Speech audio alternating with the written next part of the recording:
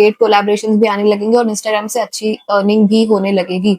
मतलब मैंने एक्सपेक्ट भी नहीं किया था कि फर्स्ट रील पे इतने व्यूज आएंगे, क्योंकि मेरे कोई फॉलोअर्स नहीं है। व्यूज अच्छे आ रहे थे तो मुझे कुछ 250 फॉलोअर्स में ट्रायल रील का ऑप्शन मिल गया था। और जैसे हाय, this is Ayesha.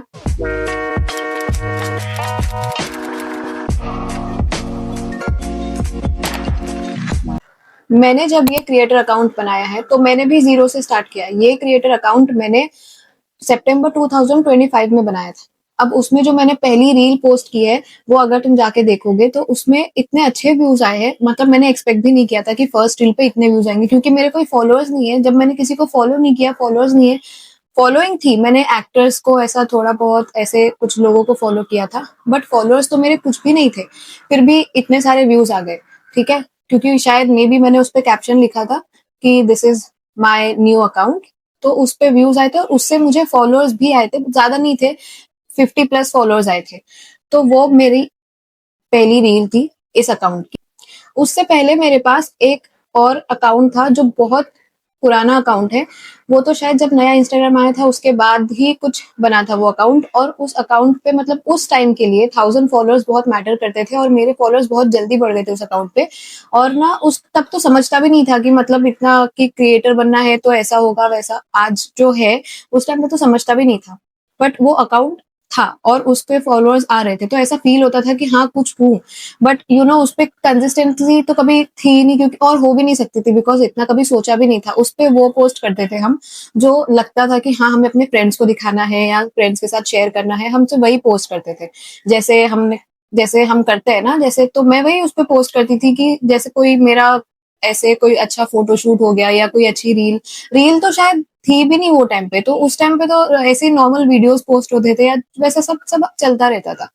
But consistency तो छोड़ ही दो, कंसिस्टेंसी तो छोड़ ही दो, क्योंकि उसमें उसके बाद फिर उसमें कभी ऐसे अच्छी कुछ पोस्ट हो गया या फिर कोई इंडियन अटायर में पोस्ट कर दिया, तो ऐसे करके फिर 1 साल बाद 6 महीने बाद ऐसे पोस्ट होता था। उसमें कुछ भी नहीं था, कंसिस्टेंसी नाम की कोई चीज नहीं थी उसमें।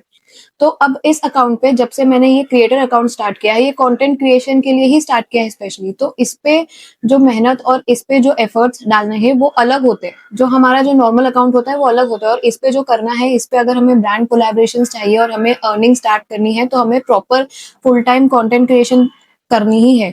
और अगर हम फुल टाइम नहीं कर सकते तो एटलीस्ट पार्ट टाइम दिन में से कुछ ना कुछ थोड़ा टाइम या कुछ घंटे इसको देना ही होता है हमें।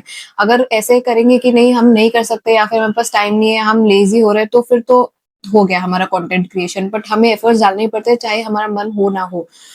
तो पहले तो ये, अब इसके बाद ऐसा थोड़ा थोड़ा करके मेरे फॉलोअर्स इस पे बढ़ने लगे, जैसे 100 200 फॉलोअर्स हो गए। उसके बाद मतलब व्यूज तो अच्छे आ रहे थे, नॉर्मल ऐसे अकाउंट स्टार्ट हुआ है बट व्यूज अच्छे आ रहे, 1000 चले गए, 2000 व्यूज जा रहे, 3000 जा रहे, तो मतलब जो ट्रेंडिंग ऐसे टॉपिक चल रहा था उस पर अगर कुछ पोस्ट कर दिया तो व्यूज अच्छे आ रहे। But suddenly all of a sudden कुछ ऐसे चेंजेस होते हैं अकाउंट में कि जब तुम्हारे फॉलोअर्स बढ़ने लगते कभी व्यूज डाउन भी हो सकते हैं। तो जब तक व्यूज अच्छे आ रहे हैं तब तक तुम्हारे फॉलोअर्स भी बढ़ते हैं, लोग देखते हैं, लाइक भी करते हैं, ऐसे तुम्हारा अकाउंट ग्रो होता है। तो इसलिए, और उसके बाद हाँ, तो जब मेरे व्यूज अच्छे आ रहे थे तो मुझे कुछ 250 फॉलोअर्स में ट्रायल रील का ऑप्शन मिल गया था। और जैसे ही मुझे ट्रायल रील का ऑप्शन मिला है तो उसके बाद मैंने पोस्ट करना स्टार्ट कर दिया, और वो पोस्ट करते करते करते उसमें से 1000 फॉलोअर्स हो गए, 1000 से 1500 फॉलोअर्स हो गए। और ट्रायल रील्स एक्चुअली हेल्प करती है। अगर इस पे अगर कुछ बोलना है तो मैं इसके लिए सेपरेट एक बता दूंगी इस पे कैसे क्या करना है। अब देखो, ब्रांड्स और कोलैबोरेशंस की बात करते हैं, ठीक है। तो ये जो टॉपिक है कि ब्रांड्स हमें कैसे अप्रोच करेंगे और ब्रांड सामने से अप्रोच करे, इसके लिए क्या करना पड़ता है। एक तो तुम कर सकते हो, देखो 3 टाइप के कोलैबोरेशंस होते हैं, ये तो सबको अब तक पता होगा। 3 टाइप के कोलैबोरेशंस होते हैं, ठीक है, बार्टर कोलैबोरेशन, पेड कोलैबोरेशन, और जो थर्ड ऑप्शन है वो तो मत ही करो, क्योंकि उसमें कोई चांसेस नहीं है कि तुम्हारे पैसे वापस आएंगे नहीं आएंगे। तो बार्टर कोलैबोरेशन करो और पेड कोलैबोरेशन कर लो, ठीक है। अब इसमें ये है कि एज अ बिगिनर, अगर तुम्हारा अकाउंट न्यू है, 100 200 फॉलोअर्स हो गए हैं तुम्हारे, तो बार्टर करना स्टार्ट कर दो। ऐसा नहीं कि तुम सिर्फ पेड कोलैबोरेशंस के लिए ही वेट करोगे, बार्टर कोलैबोरेशन करो जिससे तुम्हारा पोर्टफोलियो अच्छा दिखे। तो थोड़ी बहुत बेसिक सेटिंग्स होती है इंस्टाग्राम की, पहले तो वो कर लो जिससे तुम्हें ब्रांड्स अप्रोच कर सके, या तुम जब ब्रांड को अप्रोच करो तो वो जब तुम्हारा अकाउंट देखेंगे, चेक करेंगे, तो उन्हें देखने में अच्छा भी लगेगा, ठीक है। तो सबसे पहले पहले गला खराब हो गया। तो सबसे पहले एक काम करो, जैसे तुम्हारा बायो है उसमें तुम्हें एज अ बिगिनर, देखो जैसे कोई बहुत फेमस सेलिब्रिटी होता है तो वो तो जब उसको बायो में कुछ जरूरी नहीं है कि वो लिखे ना लिखे, पता होता है कि वो क्या कर रहा है। बट हम एज अ बिगिनर तुम्हें लिखना होगा कि तुम मेकअप कर रहे हो या फिर फूड ब्लॉगिंग कर रहे हो या फिर जो भी कर रहे हो, तो वो अपने बायो में लिख दो तुम्हारा जो भी नीच है, तो उससे ब्रांड्स तुम्हें उसके हिसाब से उसके अकॉर्डिंग तुम्हें अप्रोच करेंगे। ये होने के बाद एक प्रोफेशनल अकाउंट, उस तुम्हारा अकाउंट प्रोफेशनल होना चाहिए। ऐसे नहीं कि तुमने अकाउंट में सिर्फ ऐसा कुछ भी अकाउंट क्रिएट कर दिया, अकाउंट प्राइवेट है, नहीं नहीं, तुम्हें उसको पब्लिक ही रखना है। प्रोफेशनल अकाउंट, क्रिएटर अकाउंट उस क्रिएट करो और उसके बाद सब बायो अच्छे से सेट कर लो और स्टार्ट ऐसे करो कि स्टार्टिंग में ब्रांड्स जीरो पे तो नहीं आएंगे। तो ब्रांड्स को आने के लिए सबसे पहले तुम्हारे पास घर में जो भी प्रोडक्ट होगा, अगर तुम्हें मेकअप में, स्किन केयर में इंटरेस्ट है, अगर तुम्हारा कुछ और इंटरेस्ट है, फूड में इंटरेस्ट है, तो तुम वो भी कर सकते हो। बट अगर तुम्हारा ऐसा है तो तुम सबसे पहले ये करो ओके, तो सबसे पहले जो भी तुम्हारे घर में तुम यूज करते हो, जैसे हेयर केयर के लिए कर रहे हो तो तुम्हारा जो शैम्पू है घर में, जो तुम शैम्पू यूज करते हो, वो शैम्पू का तुम अच्छे से हर एंगल से उसके शॉर्ट्स ले लो, उसका कुछ वीडियो बना लो, रील बना दो और पोस्ट कर दो। या फिर तुम स्किन केयर के लिए अगर कुछ यूज कर रहे हो तो वो पोस्ट कर दो। या फिर तुम्हारे घर में किसी मम्मी के पास या तुम्हारे घर में कोई और रहता होगा, अंकल आंटी, किसी के भी पास जो स्किन केयर या हेयर केयर, मेकअप या जो भी प्रोडक्ट होगा, उससे कुछ भी लेके पोस्ट करना स्टार्ट करो। और क्वालिटी मेंटेन करो कि अच्छी क्वालिटी में करो, जिससे ब्रांड जब देखे तो उन्हें अच्छा लगे।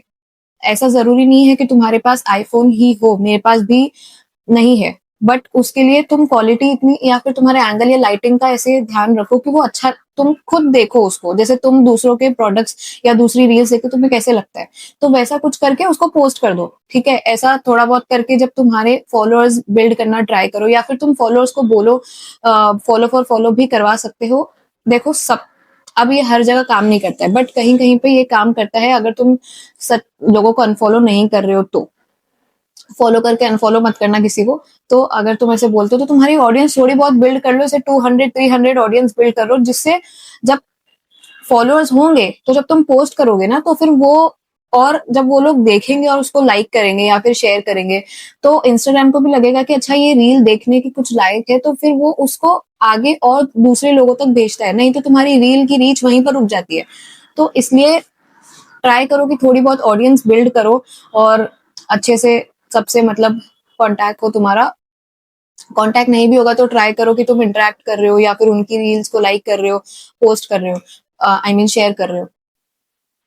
अब ये हो गया। इसके बाद ब्रांड्स को सामने से, अगर देखो पहली पॉसिबिलिटी ये भी हो सकती है कि अगर तुम बहुत सारे फॉर्म्स फिल कर रहे हो, अब वो फॉर्म्स का जो एक टॉपिक है वो मैं अलग से बता दूंगी इफ यू वांट।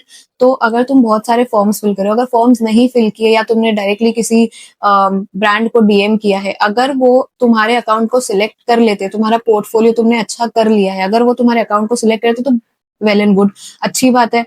तुम्हारा अकाउंट तो तुम्हें वैसे ही कोलैबोरेशन मिल जाएगा, बट रिमेंबर तुम्हें हो सकता है कि बार्टर कोलैबोरेशन ही ऑफर हो, क्योंकि तुम्हारा पहला या दूसरा ही है, राइट।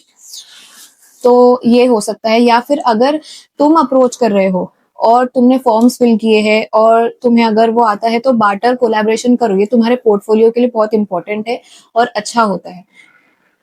थोड़ा बहुत बार्टर कोलैबोरेशन कर लो, उसके बाद तो तुम्हें पेड कोलैबोरेशन आने ही आने हैं। So how I started earning, मैंने जैसे अर्न करना स्टार्ट किया है, एक्चुअली मेरे जब 200-300 फॉलोअर्स थे, मैंने कोई ऐसे बहुत ज्यादा फॉर्म्स फिल नहीं किए या मैंने ब्रांड को अप्रोच ही नहीं किया। शायद मे बी अगर मैं करती तो शायद हो जाता, बट मैंने अप्रोच ही नहीं किया बिकॉज मैं खुद उसमें सेटिस्फाइड नहीं थी कि पता नहीं मैं सही कर रही हूँ नहीं कर रही हूँ। इतना मैंने इस अकाउंट पे शायद अभी उतनी मेहनत नहीं की है, तो मैंने तो अप्रोच नहीं किया था। मैंने थोड़ा और बिल्ड होने दिया। उसके बाद मुझे ट्रायल डील का ऑप्शन ऑलरेडी आ चुका था, वैसे ही मेरा अकाउंट थोड़ा ग्रो हो गया, तो उसके बाद मैंने फॉर्म्स फिल किए। फिर मुझे, अब वो भी मैं अभी भी मैं पूरा नहीं कर पाती हूँ फॉर्म्स फिल इतना, जब मुझे टाइम मिलता है, अगर मैं कभी ऐसे रात में बैठ के, तो मैं एक साथ सारे फॉर्म्स फिल कर देती हूँ। तो जो आए वो आए, और ऐसे भी ब्रांड्स आए हैं जो खुद सामने से आए हैं। तो मोस्टली ऐसा होता है कि जब वो बार्टर कोलैबोरेशन के लिए बोलते तो मैं ऐसे अकाउंट उनका चेक कर लेती हूँ। स्मॉल ब्रांड्स होते तो बार्टर कर सकते हो तुम, इट्स अ गुड थिंग। उसके बाद पेड कोलैबोरेशंस के लिए वो फॉर्म जो मैंने फिल किए थे, मुझे पेड कोलैबोरेशंस वहीं से आए हैं और ओके, तो उससे अर्निंग होती है, ठीक है? स्टार्टिंग में ऐसा नहीं है कि तुम्हारे फॉलोअर्स बहुत कम हैं तो पेड कोलैबोरेशंस नहीं होंगे, होंगे, बट यू शुड नो कि तुम्हारा खुद का कितना तुमने मेहनत की है, तुम्हें खुद भी पता हो। इंस्टाग्राम पे कभी-कभी ऐसी प्रॉब्लम हो जाती है कि मतलब ऐसे समझो तुम्हारे फॉलोअर्स बहुत कम है, 200 300 है, बट तुम्हारे व्यूज बहुत अच्छे आते हैं और अगर तुम्हारे फॉलोअर्स ज्यादा है, 1K प्लस हो चुके हैं, तो उसके बाद तुम्हारी रीच सडनली डाउन हो जाएगी, नहीं चलता है, अकाउंट नहीं चलेगा, मतलब रीच ही नहीं आ रही है, कुछ ऐसा भी हो सकता है। बट जो भी है, पर ब्रांड्स अप्रोच कर लेते हैं, सामने से भी ब्रांड्स करेंगे तुम्हें और तुम खुद भी कर सकते हो। और अगर ऐसा है कि तुम्हें पेड कोलैबोरेशन ही करना है तो रिमेंबर कि तुम्हारे अकाउंट और तुम्हारी रीच के हिसाब से तुम एक तुम्हारा वो बना के रखो कि तुम्हें सामने कमर्शियल्स तुम्हें कितने बताने हैं क्या। अब देखो, मैंने भी चैलेंजेस फेस किए हैं। इंस्टाग्राम पे अनफॉलोअर्स आते हैं, मतलब जो तुम्हें फॉलो कर लेते हैं बट तुम्हें देखते कभी लाइक नहीं करेंगे, एंगेज नहीं करेंगे तुम्हारे कंटेंट से, बट और जब जैसे ही तुम कुछ पोस्ट करते हो ना, वैसे ही वो तुम्हें अनफॉलो कर देंगे। तो अनफॉलोअर्स आते हैं और फिर बर्न आउट होता है, मतलब समझ नहीं आता है क्या करे कैसे, बट तुम्हें कंसिस्टेंट रहना पड़ता है, चाहे तुम कितने भी लेजी फील कर रहे हो या कितना भी डीमोटिवेट फील कर रहे हो, फिर भी कंसिस्टेंट रहना पड़ता है। या तो तुम एक नीश सिलेक्ट कर लो, और अगर तुम्हारी नीश कुछ नहीं है तो लाइफस्टाइल नीश सिलेक्ट कर लो, जिसमें तुम हर चीज थोड़ी थोड़ी करके दिखा सकते हो कि तुम क्या कर रहे हो। 10,000 फॉलोअर्स के लिए वेट मत करो, ठीक है? तो 1000 फॉलोअर्स से भी स्टार्ट कर सकते हो, और अगर 500 फॉलोअर्स भी तुमने अपनी ऑडियंस कलेक्ट कर ली है तो उससे भी तुम स्टार्ट कर सकते हो।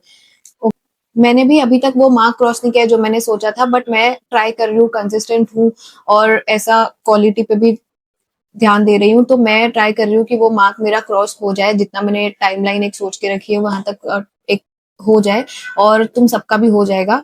ओके, अगर एक जो पॉइंट्स होते हैं उस पर ध्यान रखोगे तो आराम से हो जाएगा, और पेड कोलैबोरेशन भी आने लगेंगे और इंस्टाग्राम से अच्छी अर्निंग भी होने लगेगी।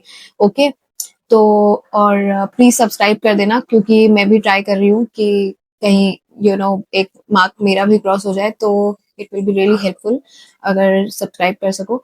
तो thank you so much for watching, bye bye.